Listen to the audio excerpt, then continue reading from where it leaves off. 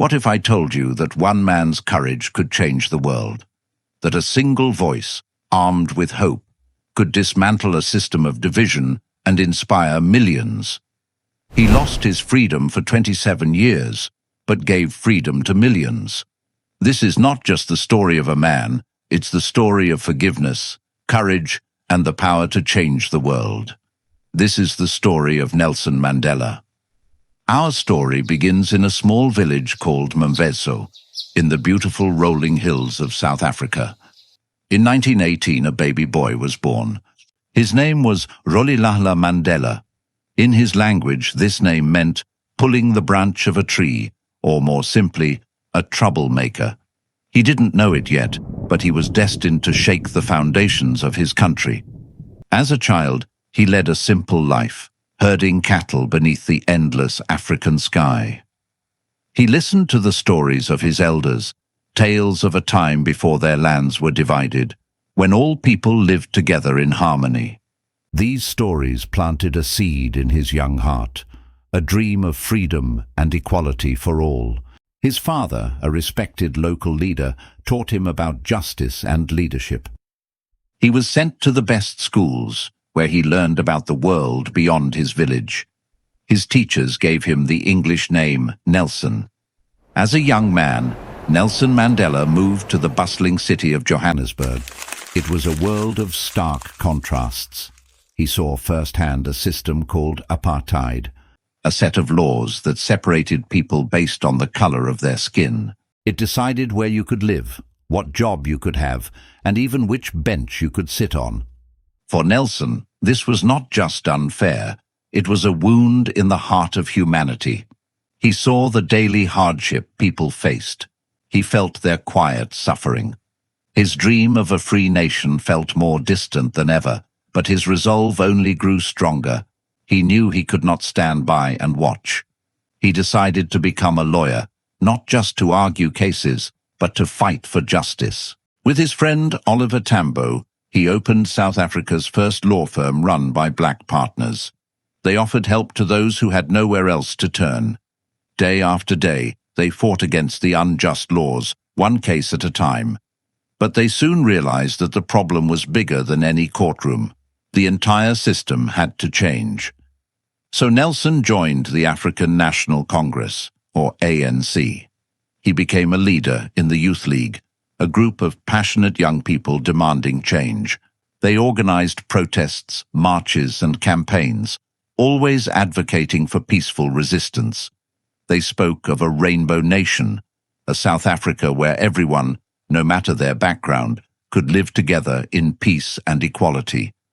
But the government at the time did not listen. Instead, they answered the calls for freedom with stricter laws and greater force. The struggle became more difficult, and the people suffered greatly. What happened next would change everything. The government banned the ANC and went after its leaders. Nelson had to make a choice, give up the fight or continue from the shadows. He chose to continue. Years passed, but his spirit never wavered. Though unseen, his faith in freedom burned brighter than ever. He believed the dream of a free South Africa was worth any sacrifice. For years he lived in hiding, moving from place to place, becoming a symbol of resistance known as the Black Pimpernel. Even in hiding, his name whispered through the streets, a symbol of hope in the darkest times. But in 1962, he was captured. He was put on trial, and the world watched. In the courtroom, he did not ask for mercy. Instead, he spoke with courage about his dream. He said, "I have cherished the ideal of a democratic and free society, a society in which all persons live together in harmony and with equal opportunities. It is an ideal which I hope to live for and to achieve. But if needs be, it is an ideal for which I am prepared to make the ultimate sacrifice." He was sentenced to life in prison. He was sent to Robben Island, a harsh, windswept rock in the middle of the ocean. He was known as Prisoner 466664. His world became a tiny cell. His days were filled with hard labor under a glaring sun. They took his name, They took his freedom, but they could not take his spirit. Even in that desolate place, he remained a leader. He organized secret classes, teaching his fellow prisoners to read and write. He treated his guards with respect, seeing the humanity in them, even when they did not see it in him.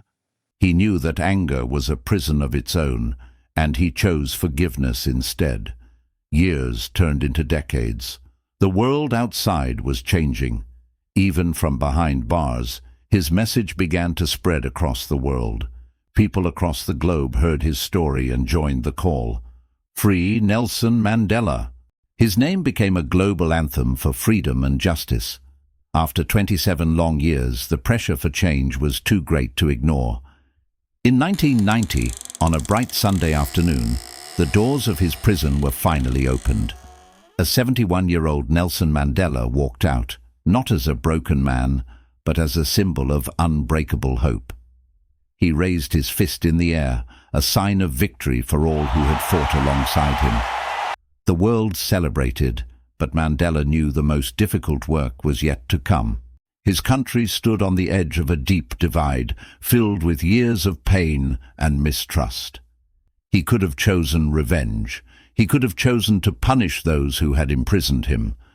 Instead, he chose a different path: reconciliation. He met with the leaders of the old government and began the work of building a new South Africa. He reminded his people, to be free is not merely to cast off one's chains, but to live in a way that respects and enhances the freedom of others. In 1994, South Africa held its first ever democratic election where every citizen of every color could vote. Long lines of people stretched across fields and cities, waiting for hours to cast their ballot. It was a day of celebration, a day of tears, and a day of incredible hope. Nelson Mandela was elected the first president of a truly free South Africa. He didn't seek power. He sought peace, forgiveness, and unity. As president, he led with humility and grace. He famously wore the jersey of the national rugby team, a symbol once associated with the old system, to a World Cup match. In that one gesture, he showed the world that forgiveness was stronger than division. He united a nation that many thought was destined for conflict. He showed everyone what it means to lead with love. Nelson Mandela, the boy from a small village, the lawyer for the people, the prisoner of hope, became a global icon for peace. He taught us that courage is not the absence of fear, but the triumph over it. He showed us that no obstacle is too great for a spirit determined to be free. His story is not just about one man. It's about the power within all of us to make a difference. It's a lesson that even after the longest night, the sun will always rise. And so we ask you, what is the most important lesson you can take from Nelson Mandela's incredible life? Years passed. Nelson Mandela grew older, but his light never faded. He spent his final years surrounded by family, peace, and the freedom he had once only dreamed of. Even in silence, his presence carried wisdom, a calm strength that reminded the world that kindness is the highest form of power. On a quiet December day in 2013, the world said goodbye to Nelson Mandela, but his spirit never left. It lives on, in every person who believes in forgiveness, in equality, in hope. Because heroes like Mandela never truly leave us. They live forever in the change they inspire. Let us know in the comments below. What did you learn from Nelson Mandela's journey? If you found this story inspiring, please like this video and subscribe to our channel for more stories that move the world.